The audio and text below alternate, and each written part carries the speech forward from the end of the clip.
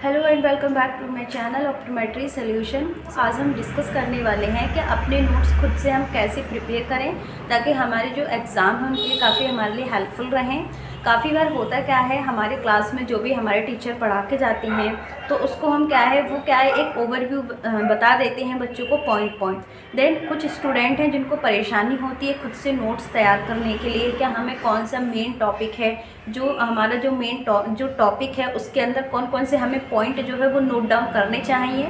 जो काफ़ी बार कुछ पॉइंट ऐसे होते हैं जो छूट जाते हैं, आपके एमसीक्यूज़ में मिल जाते हैं, फिलअप वगैरह अगर आपका कोई भी क्वेश्चन आता है तो उसमें आपको मिल जाते हैं। देन वो आपने पढ़ा तो है बट उसको उस तरह से नहीं पढ़ा है या उस तरह से उसको स्पेशली नोट डाउन अपनी नोटबुक में नहीं किया है जो होना चाहिए।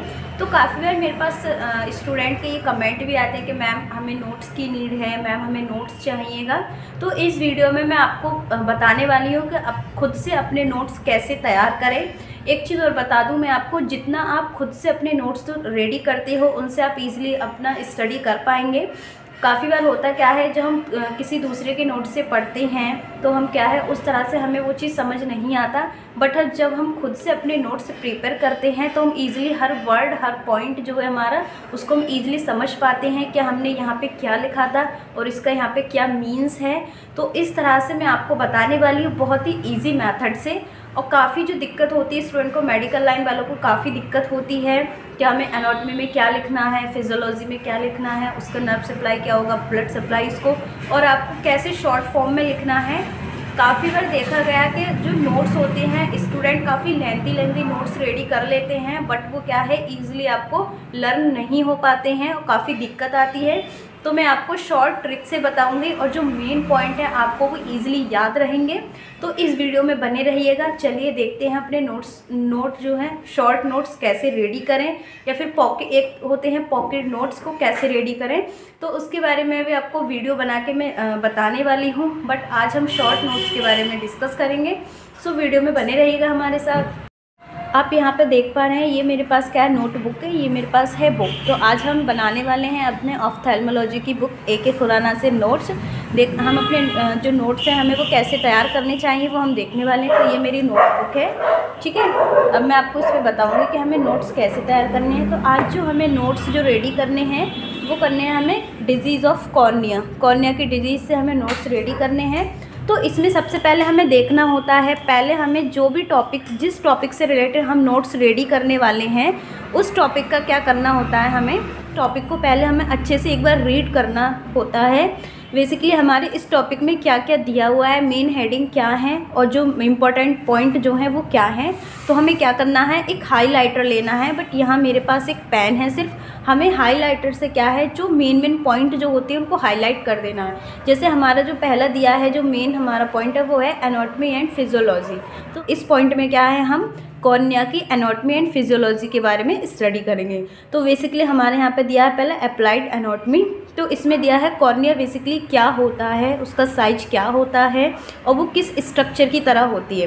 तो यहाँ पे दिया है cornea is a transparent avascular watch glass like structure, it form anterior 1/6 part of the outer fibrous coat of the eyeball. तो इसका ये जो हमारा इतनी थ्योरी है तो ये बहुत ही इम्पॉर्टेंट है। तो हमें पूरी को हाईलाइट कर लेना है, ठीक है।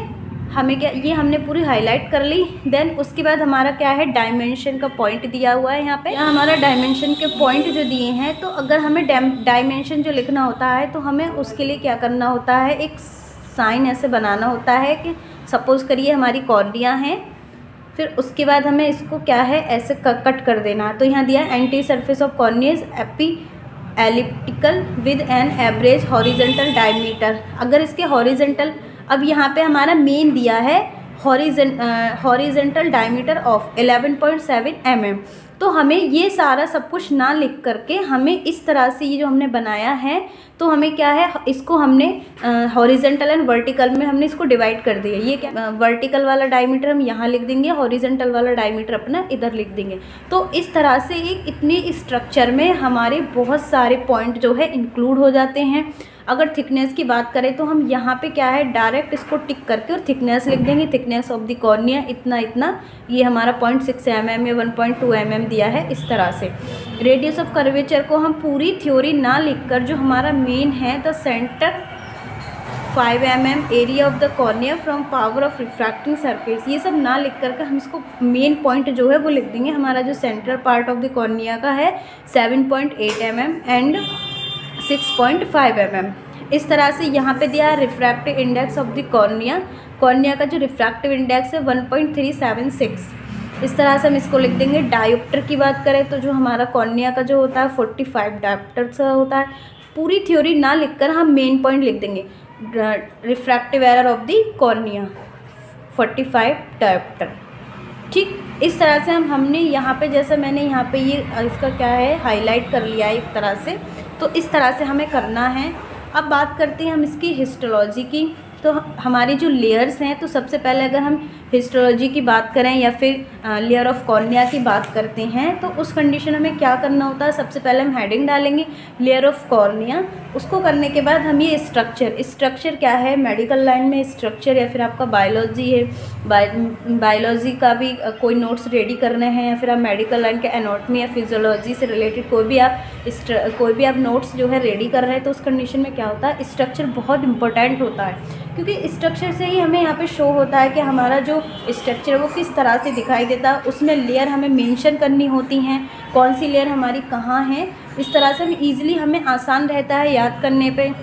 काफ़ी बार ये भी होता है कि क्वेश्चन पूछ लिया जाता है कि कॉर्निया की फर्स्ट लेयर कौन सी है, सेकंड लेयर कौन सी है। तो अगर हम ये स्ट्रक्चर याद कर पाते हैं तो उस क्वेश्चन का आंसर जो है हम ईज़िली लिख सकते हैं। देन इसमें भी क्या है, हमें जो मेन अब हमारे यहाँ पे 6 लेयर दी हुई हैं हमारी कॉर्निया की। आउटर फाइब्रस लेयर जो है हमारी वो है एपिथेलियम, दूसरी Bowman's membrane, stroma, Dua's layer, Descemet's membrane, endothelium.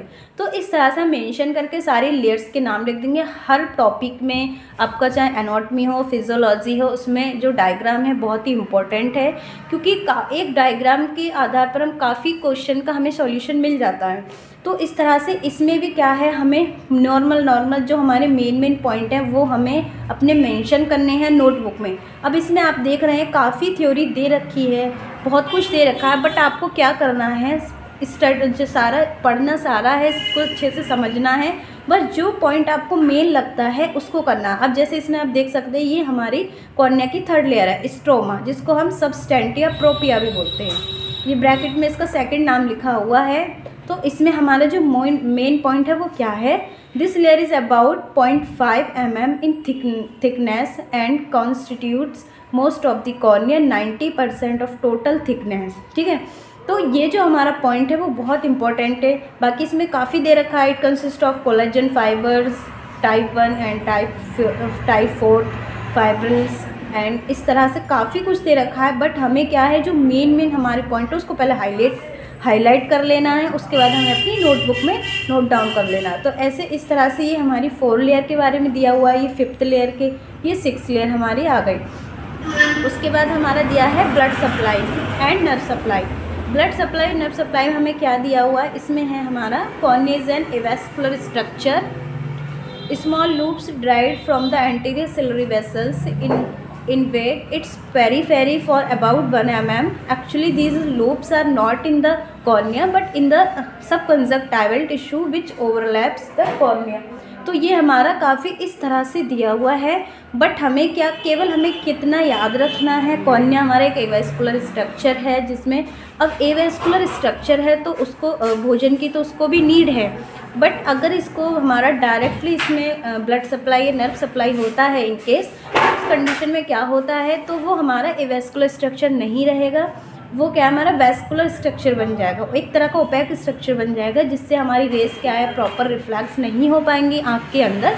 तो इसको क्या है, इसको जो एक तरह का भोजन जो मिलता है वो हमारा डायरेक्टली ना मिलता, पेरिफेरी से जो हमारे छोटे छोटे जो हमारे एंटीरियर सिलरी वेसल जो हैं उनके थ्रू या फिर पेरिफेरी से हमें मिलता है 1 mm।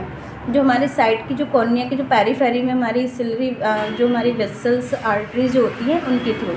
ऐसे ही नर्व सप्लाई की बात करें तो इसको भी हमें हमारा जो नर्व सप्लाई जो होती है, अब इसमें काफ़ी कुछ कंटेंट दे रखा है, बट हमें क्या याद रखना है, जो हमारे कॉर्निया में जो नर्व सप्लाई जो होती है वो हमारे ब्रांच ऑफ ऑप्थेल्मिक डिवीज़न की 5th क्रेनियल नर्व से होती है। अगर आप सिर्फ आपको क्या याद रखना है, 5th क्रेनियल नर्व से होती है।